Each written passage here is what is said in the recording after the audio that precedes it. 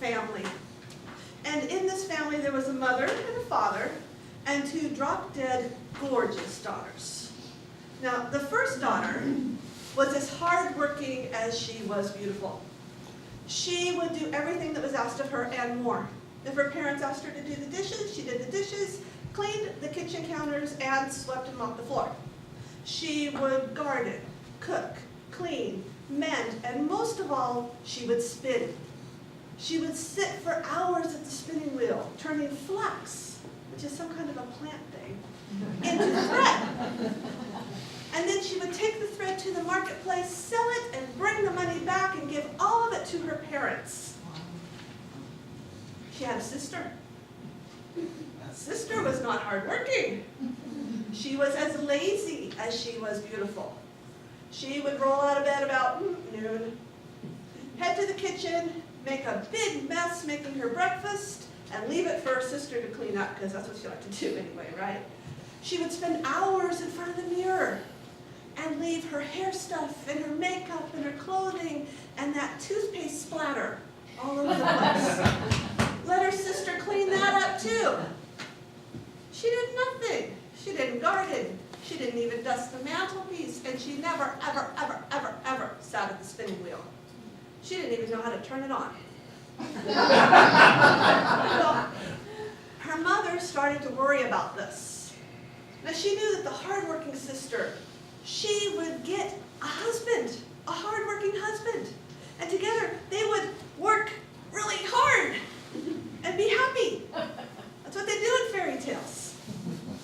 But this other sister, what's going to happen to her? I mean, nobody would really want her, and she couldn't support herself. She couldn't even make an inch of thread. So the mother decided she would teach her to spin. If she held regular spinning lessons, then maybe the girl would learn the benefits of hard work and get into gardening and mending and cleaning and cooking and all that other stuff. So every day at 9 a.m. she held a spinning lesson. And the hard-working daughter, who was already an expert at it, attended, just as you would expect her to. And the lazy daughter slept right through it. Went on for a little while, and the mother said to herself, all right, I have begged, I have pleaded, I have used reason, I have talked and talked and talked. It's time to go old school. So she began to beat her daughter. Ah, I know, that's interesting now. Well, it just so happened that the queen was in her carriage and was passing in front of the cottage, and she heard the daughter's cries, and so she asked the carriage to stop and went inside to find out what's going on. And she asked the woman, why are you beating your daughter? And the woman was embarrassed to admit that her daughter was so lazy. So she said, well, it's just that she works so hard. She does nothing but spin all day long, spin, spin, spin. She uses so much flax. I can't afford to buy it. We are part of the 99%. We're poor.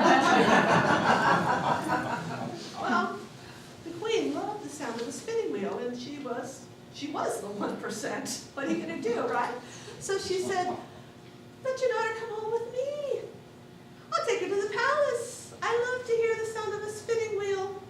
And I will supply her with more flax than she would ever need. I'll never ask her to stop. So the mother said, fine. And the queen took the daughter and took her home to the palace.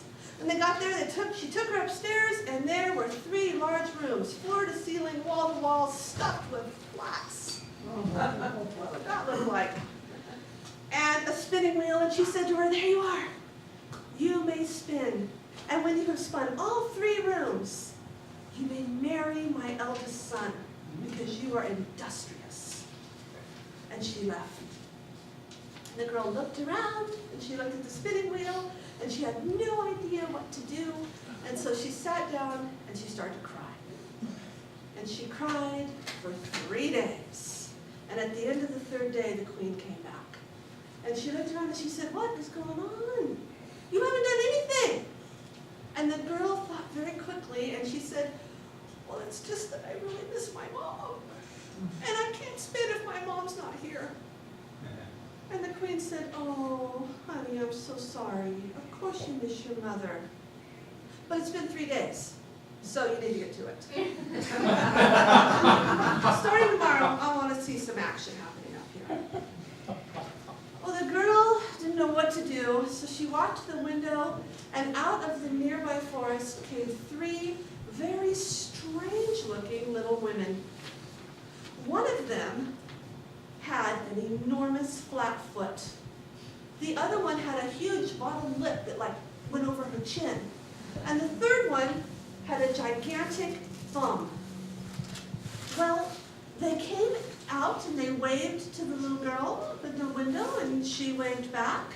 And so they came into the palace. And they came upstairs. They asked her, what is going on?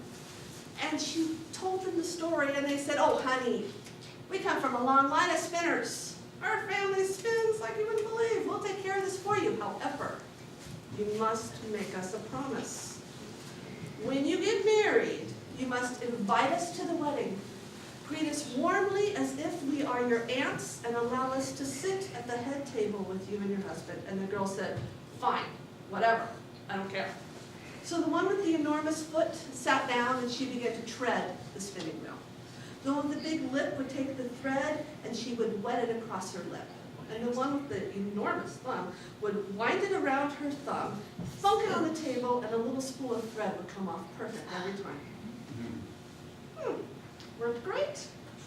No time at all, they had spun all 3 rooms into thread, said goodbye, reminded her of her promise, and set off on their way, and the queen was thrilled. This was a wonderful woman to marry her eldest son. So she began to plan the wedding. And the girl said to her, listen, I have 3 aunts, and they've been very good to me my whole life, and I really want them to come to my wedding, and I want them to sit at the head table. And the queen said, oh, that's fine, whatever you need.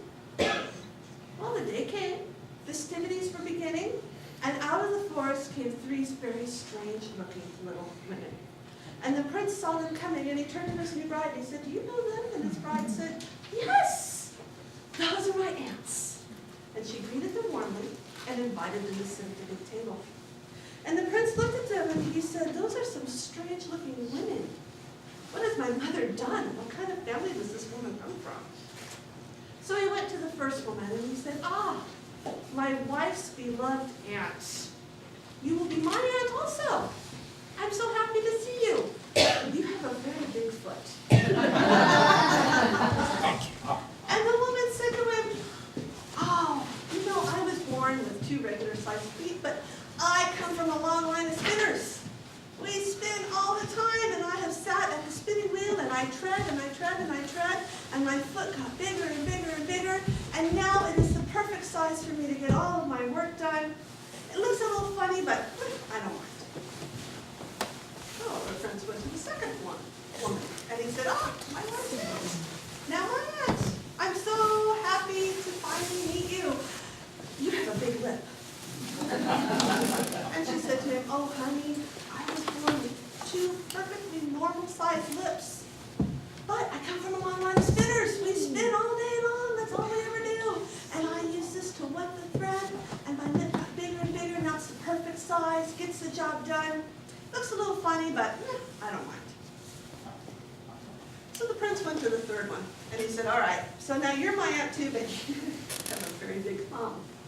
And she said, oh, honey, I was born with a perfectly normal-sized thumb, but I come from a long line of spinners, and I wrapped the thread, and my thumb got bigger and bigger, and now it's the perfect size. Looks a little funny, but I don't mind. It gets the job done. And the prince said, well, maybe they don't mind, but I think I would. So he went to his new bride, and he said to her, sweetheart, we've just been married, and I have a request to make. As your wedding gift to me, I know you love to spin, but I want to ask you to never spin again.